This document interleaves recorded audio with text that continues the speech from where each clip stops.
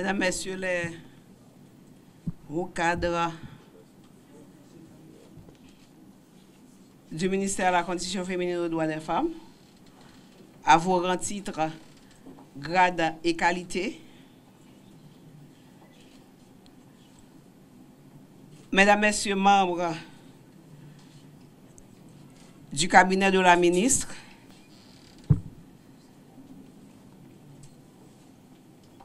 Mesdames, Messieurs de la presse, écrite, parlée, télévisée et en ligne, Madame la directrice générale,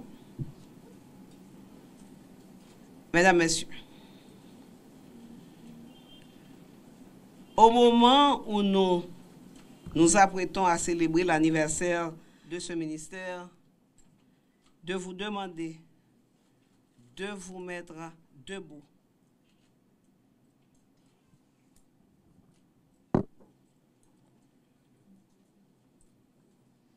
Pour une minute de silence en mémoire de mademoiselle Evelyne Sincère, kidnappée, violée, torturée et finalement assassinée et jetée sur un tas d'immondices.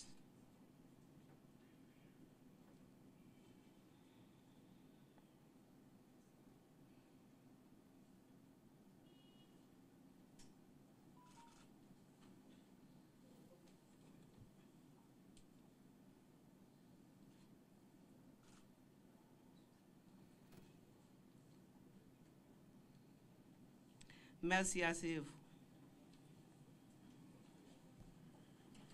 Le crime perpétré contre mademoiselle Evelyne Sincère a choqué plus d'un et d'une avant même d'en arriver là.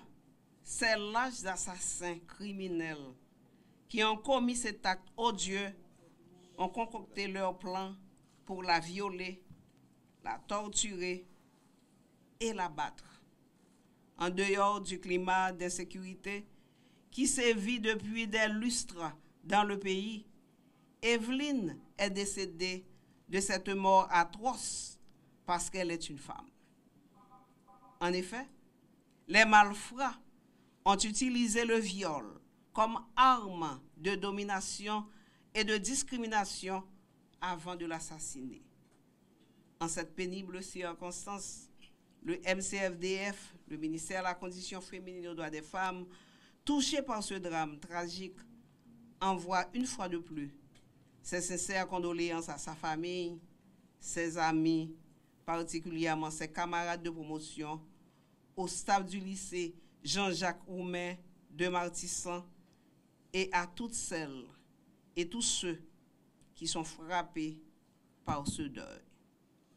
Mesdames, Messieurs, je suis particulièrement honorée aujourd'hui de pouvoir célébrer les 26 années d'existence du ministère de la Condition féminine et des droits des femmes.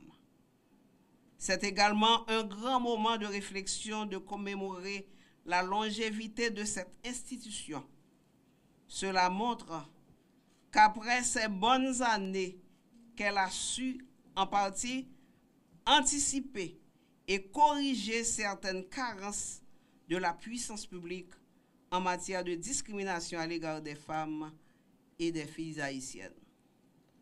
En effet, après le premier engagement pris par l'Organisation des Nations Unies dans la Déclaration universelle des droits de l'homme en faveur de l'égalité entre les hommes et les femmes, les préoccupations que suscite l'inégalité persistante au détriment des femmes conduisent à la proclamation de l'année internationale des femmes en 1975. Pour la première fois dans l'histoire du monde, le point de mire de la planète devient cette moitié du ciel qui, bien qu'accomplissant les 2/3 du travail, ne perçoivent toujours que le 10e des revenus, possèdent moins d'un centième des biens et par surcroît ne cessent de subir toutes les formes de violence.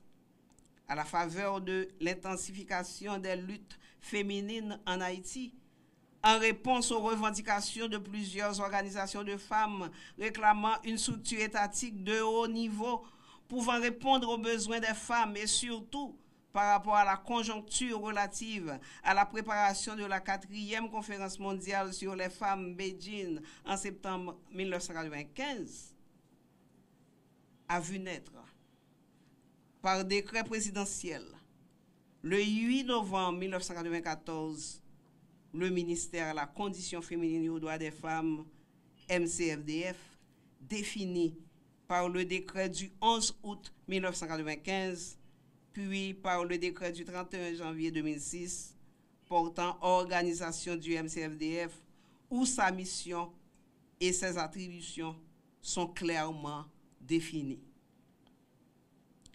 Le ministère de la Condition féminine et aux droits des femmes est l'organe central de l'État chargé de concevoir, définir, orienter, appliquer et faire respecter les politiques publiques dans le domaine de la condition féminine et des droits des femmes. Le MCFDF a pour attribution principale d'œuvrer à l'émergence d'une société égalitaire pour ses composantes des deux sexes, c'est-à-dire les femmes et les hommes, d'orienter la définition et l'exécution des politiques publiques équitables à l'échelle nationale. Mesdames, Messieurs, de 1994 à 2020, l'institution a connu 16 administrations, dont une par intérim. En ce moment spécial de la célébration de son 26e anniversaire, nous tenons à saluer leur passage et du coup témoigner à leur endroit la gratitude de la nation entière, en particulier les femmes haïtiennes. Le MCFDF a une pensée spéciale à leur égard pour avoir apporté leur propre pierre dans la construction de ce grand édifice. Un grand remerciement à toutes les ministres qui me sont succédés à la tête du ministère. Chapeau bas pour tout ministre qui passait dans tête ministère. Chapeau bas pour toute directrice générale pour contribution et portée pour mettre camper gros patrimoine ça. Respect pour nous, mesdames. Aussi, tenons-nous à remercier toutes et tous les employés, quel que soit leur rang, au sein de l'institution pour avoir contribué à faire du ministère à la condition féminine et aux droits des femmes MCFDF ce qu'il est aujourd'hui. Après 26 ans d'existence, permettez-moi de vous rappeler que l'histoire du MCFDF a aussi été marquée par une certaine fragilité du fait de nombreuses remises en question de son existence par des gens mal informés et à un moment de son histoire par des tenants du pouvoir.